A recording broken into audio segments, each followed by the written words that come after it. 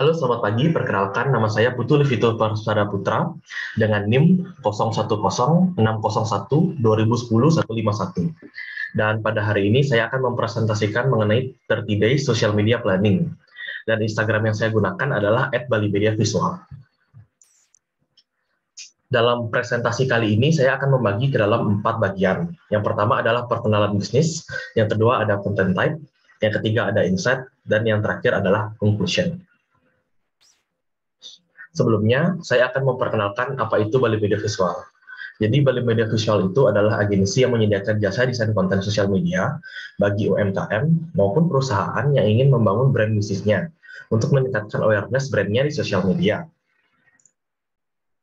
Selanjutnya, ini adalah konten planner yang saya buat untuk Bali Media Visual mulai dari tanggal 13 April sampai 13 Mei 2022.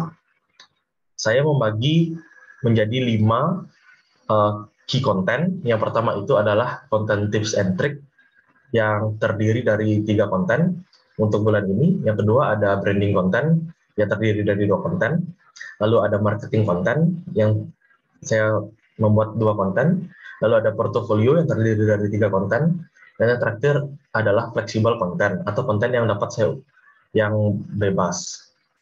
Itu ada 3 konten juga. Next, untuk insight dari selama 30 hari ini, hasilnya cukup memuaskan karena terdapat 668% peningkatan dari bulan sebelumnya.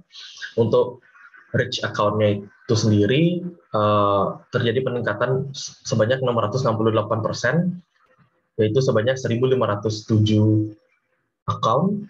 Lalu engage-nya juga meningkat 725%, yang terjadi 33 engagement. Lalu total follower-nya yang tetap 188. Lalu untuk konten yang paling banyak mendapatkan insight adalah konten reel saya di video behind the scene, yaitu mencapai 1.247 reach dengan interaksi konten sebanyak 22 dan profil activity-nya 12. Nah, ini untuk konten Bali Media Visual. Untuk sejauh ini sudah terdapat 12 konten yang saya buat untuk bulan ini, yang terdiri dari 3 konten tips and trick, 2 konten branding, 2 marketing konten, 3 konten portfolio, dan 3 flexible konten. Dan untuk konten tips and trick sendiri itu contohnya seperti tutorial untuk seperti yang ini, cara membuat video makro, lalu ada tutorial untuk membuat video produk seperti itu. Lalu untuk branding konten sendiri itu lebih menjelaskan kepada viewer kita apa saja jasa kita yang kita tawarkan, lalu apa saja yang bisa kita berikan kepada customer kita. Untuk marketing konten sendiri itu seperti ini, seperti kita menunjukkan price list kita kepada klien kita. Lalu untuk portofolio, kita membuat beberapa portofolio seperti slide sebelumnya yang ini. Portofolio apa saja desain yang sudah kita buat untuk klien kita di sebelumnya. Lalu untuk fleksibel konten sendiri itu cukup random, jadi itu terserah kami mau buat konten seperti apa. Jadi ada kebebasan. Nah, ini untuk story-nya sendiri. Untuk bulan ini sebenarnya kami hanya membuat 1 story, yaitu story behind the scene dari pengerjaan kami. Next. Lalu untuk benchmark konten yaitu kami benchmark dari dua akun juga yang merupakan salah satu kompetitor kami, yaitu ada Asford dan juga Digipal Bali. Untuk Asford sendiri, mereka lebih mengutamakan menggunakan tips dan trik, dan juga memberikan konten-konten yang mengedukasi viewersnya. Jadi tujuan mereka itu untuk meningkatkan engagement dari konten mereka sendiri. Nah, berbeda dengan Digipal yang menekankan lebih banyak mereka itu posting portofolio dan juga hasil kerja mereka. Jadi tujuannya mereka itu 100% untuk menunjukkan portofolio mereka, apa yang mereka bisa buat, dan juga jasa mereka.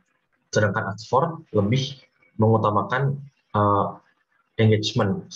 Jadi dapat dilihat untuk follower Adsport sendiri jauh lebih besar daripada Digital Bali, karena memang Adsport itu tidak hanya mencari pembeli atau klien, tapi dia juga meningkatkan engagement dan juga followers mereka. Dan saya di Bali Media Visual ingin menggabungkan dua jenis konten tersebut.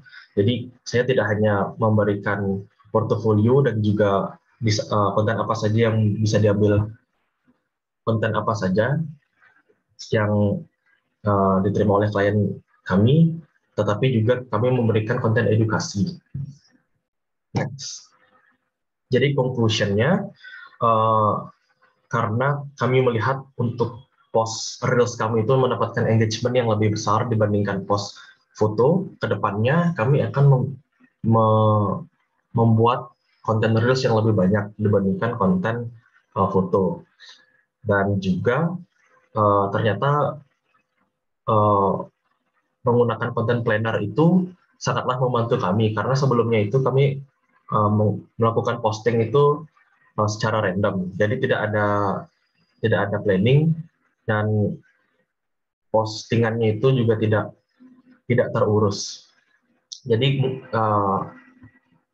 kedepannya kami akan menggunakan konten planning yang lebih banyak lagi.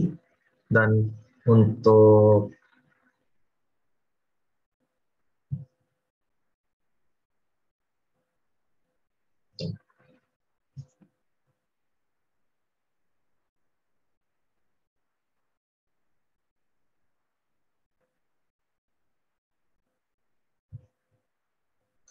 sekian presentasi kami,